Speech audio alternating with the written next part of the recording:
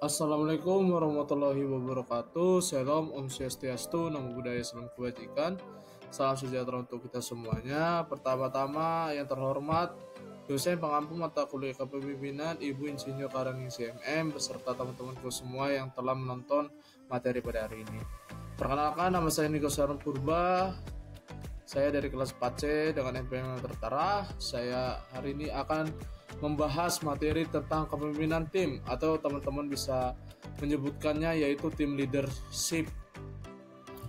Sebelum teman-teman mengetahui mengenai tentang tim leadership, kita harus mengetahui apa sih pengertian dari tim leadership. Menurut yang saya kutip dari John Maxwell mengatakan bahwa tim leadership adalah kemampuan untuk memotivasi dan mengarahkan anggota tim dalam mencapai tujuan bersama, di mana pemimpin tim itu harus mampu menggali potensi individu, mengembangkan kekuatan tim, dan mengatasi tantangan yang muncul. Tahapan dalam membangun kepemimpinan tim, di mana yang teman-teman bisa lihat bahwa dalam membangun kepemimpinan tim ada 3 tahapan yang bisa saya jelaskan. Yang pertama ialah membangun disiplin tim, di mana disiplin adalah upaya untuk membuat orang berada pada jalur sikap dan perilaku yang sudah ditetapkan oleh perusahaan atau pemimpin. Yang kedua, membangun kerjasama tim. Dalam upaya membangun tim kerja adalah kesamaan visi, misi, dan tujuan yang ingin dicapai.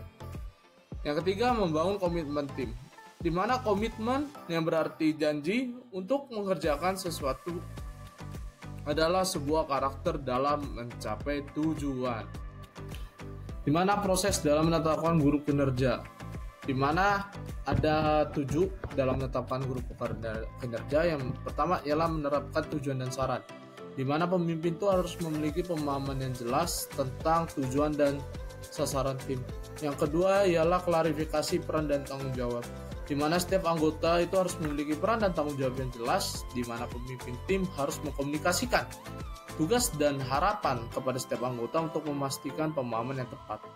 Yang ketiga ialah penugasan tugas yang tepat. Pemimpin harus memastikan bahwa tugas dan proyek yang ditugaskan kepada anggota tim yang memiliki keterampilan dan keahlian yang sesuai.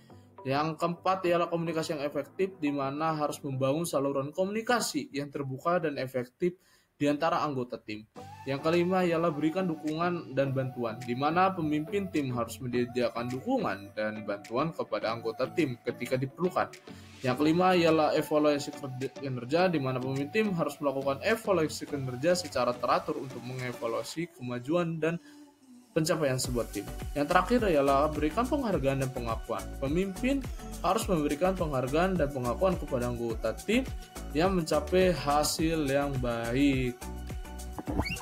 Aspek-aspek membangun tim kinerja tinggi, di mana ada 5 aspek membangun tim kinerja tinggi. Yang pertama ialah goal setting. Sebuah tim mampu berkinerja tinggi jika memiliki tujuan atau saran yang jelas dan dipahami oleh seluruh anggota tim.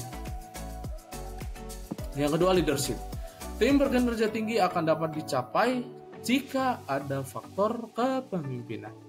Yang ketiga ialah cooperative relationship, menghadirkan nilai kejujuran, saling percaya, saling mendukung.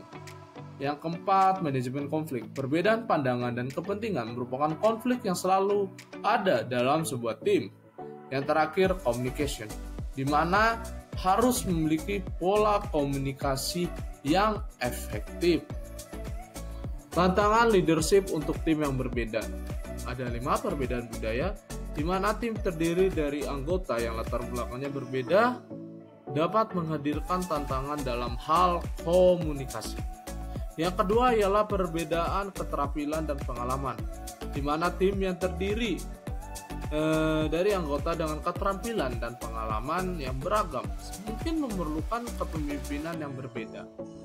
Terus yang ketiga ialah komunikasi yang efektif, di mana komunikasi yang jelas sangat penting ketika memimpin tim yang berbeda.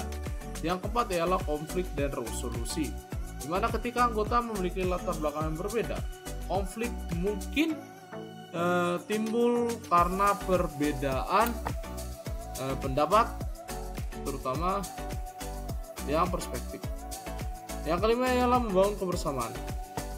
Ketika memimpin tim yang berbeda, penting untuk membangun ikatan dan rasa saling percaya pada anggota tim. Sediakan waktu untuk kegiatan tim yang melibatkan kebersamaan. Jadi itu merupakan tantangan leadership pada tim yang berbeda.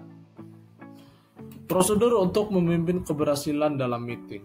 Yang pertama ialah menentukan tujuan sebelum memulai, di mana pemimpin itu harus menentukan tujuannya dalam meeting tersebut. Biasanya pemimpin itu bisa menggunakan metode SMART, yaitu specific, measurable, attainable, and time bound. Dan juga yang kedua ialah menyusun agenda, di mana membuat schedule apa saja yang dibahas agar meeting itu dapat terstruktur dan rapi. Membuat action dan takeaway yang jelas, di mana memastikan meeting tersebut dapat menghasilkan diskusi, ide, dan keputusan yang tepat. Yang keempat ialah memimpin dengan contoh yang baik, di mana menjaga etika sebagai pemimpin dengan sikap profesional dan keterlibatan aktif dan cepat. Yang kelima ialah mencatat dan menindaklanjut, di mana selama meeting berlangsung dipastikan apa yang disampaikan di dalam rapat itu sudah dicatat dengan terperinci dan membagikan hasil notulensi kepada ketika sudah ada rapat. Yang keenam ialah evaluasi, di mana ialah melakukan evaluasi terhadap rapat dan kepemimpinan Anda dengan tujuan yang telah ditetapkan. Studi kasus yang akan saya ambil dalam kepemimpinan ialah PT Dika Trasindo Jawa Klaten. Profil usaha. PT Dika Trasindo Jawa Klaten Jawa Tengah ini merupakan perusahaan yang di bidang jasa transportasi pariwisata, di mana Jogja dan Jawa dianggap menjadi destinasi wisata, yang dimana PT tersebut ialah dia menjadi akomodasi transportasi menuju tempat wisata, di mana mendorong PT Dika Trasindo Jaya Klaten Jawa Tengah itu untuk terus menjadi perusahaan transportasi yang baik. Di mana kondisi dan permasalahan di mana PT Dika Trasindo tersebut ialah kurang koordinasi seseorang pemimpin dalam tim, seperti kurang disiplin dalam pelayanan terhadap wisatawan sehingga munculnya penundaan jadwal. Yang dimana situasi tersebut menimbulkan masalah, yaitu karyawan yang kurang optimal dalam melakukan pekerjaan, tidak adanya visi misi yang tepat sasaran, serta kurangnya kerjasama dengan beberapa destinasi wisata di Yogyakarta dan Jawa Tengah. Solusi dalam studi kasus tersebut ialah dapat diberikan dengan upaya meningkatkan tim leadership, ialah membangun kedisiplinan dalam tim dengan menetapkan prioritas-prioritas yang dilakukan dalam perusahaan, meningkatkan komunikasi yang efektif dalam sebuah tim, memberikan prosedur-prosedur dalam memimpin jalannya meeting seperti menyusun agenda, membuat catatan selama meeting berlangsung, dengan tujuan agar pemimpin dapat memberikan contoh yang baik dan profesional.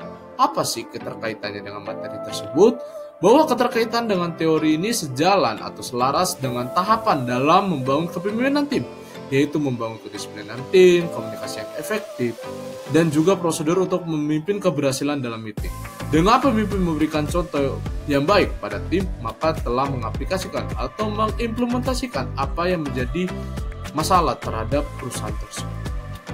Sekian materi yang telah saya sampaikan.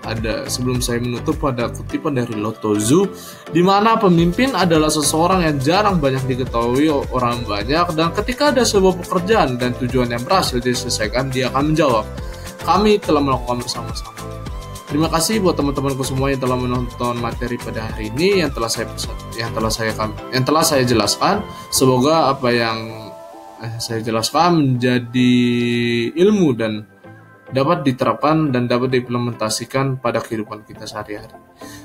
Saya Andika Saron Purba pamit undur diri, dan terima kasih kepada Ibu Insinyur Karyaningsih yang telah membimbing jalannya materi dan pendampingan materi pada hari ini. Terima kasih. Wassalamualaikum warahmatullahi wabarakatuh.